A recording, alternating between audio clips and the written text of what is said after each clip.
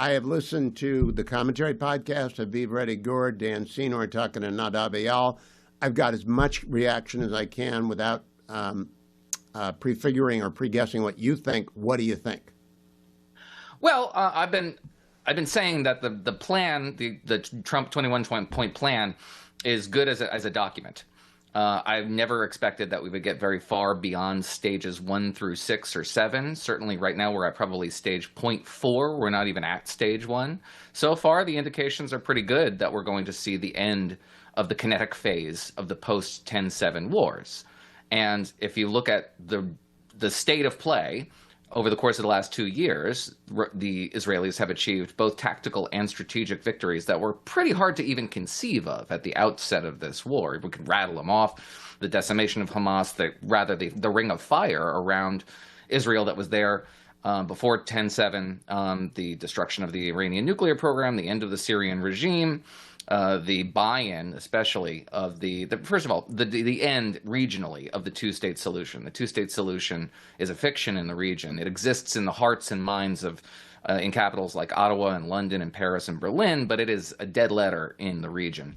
And when it comes to this peace plan, the strongest part of it is the regional buy-in, the stakes that have been established by governments in places like Jordan and Egypt and Saudi Arabia and Qatar and Indonesia and Turkey. I mean, places you wouldn't even expect to sign on to this thing. Say, A, we have a stake in the future of Gaza. B, the Palestinian Authority needs to commit to some unspecified reforms before it can ascend to leadership over the Palestinian territories, whatever those may be. That's nice and open-ended.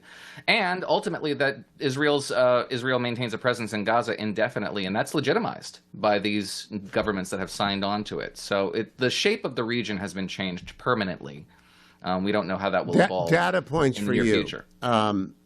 The guys I listen to the most: Ambassador Oren, former Israeli ambassador to the United States. My age has been doing it as long as I've been broadcasting diplomacy. Haviv Reddy Gore, who's the superstar of Israeli media, who's emerged. Nadav Eyal, a critic of Netanyahu. Amit Segal, generally a supporter of Netanyahu in Israeli media. Those are for Israelis. On the American side, everyone on the commentary podcast and pretty much everyone I follow on X are celebrating the end of the war, which has exhausted Israel, on Israel's terms.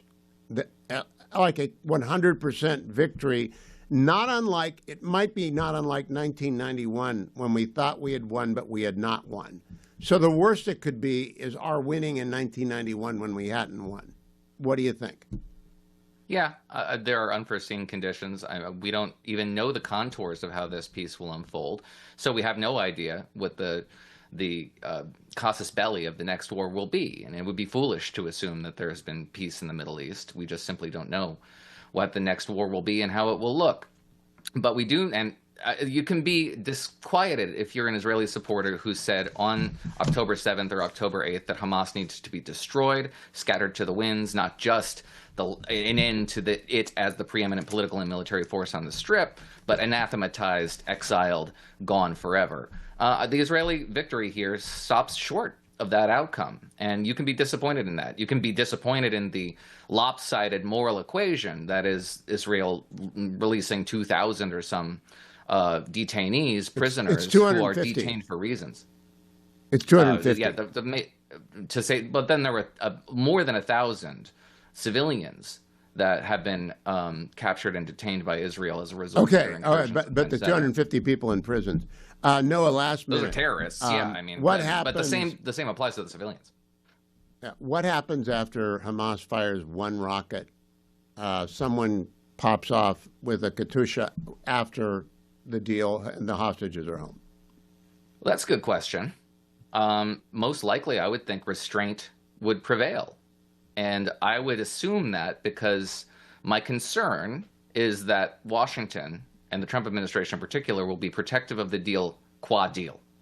They will not want to disrupt the narrative that there has been a semi-permanent establishment of a durable peace in the region as long as these points are followed and the progression is unarrested. And I think that there is going to be a temptation to ignore the facts on the ground as you present them if they arise and say, listen, this doesn't derail the peace deal. The peace deal, uber alles, it's never going to fail. So okay, that's my concern. I have the opposite and frankly, opinion. it might be a smart decision If this is only just one errant rocket, then it is something that Jerusalem can afford to not ignore, but contextualize and compartmentalize. I think the opposite. If they break it, they break it. All deals are off. For full shows, live and on demand, it's Salem News Channel.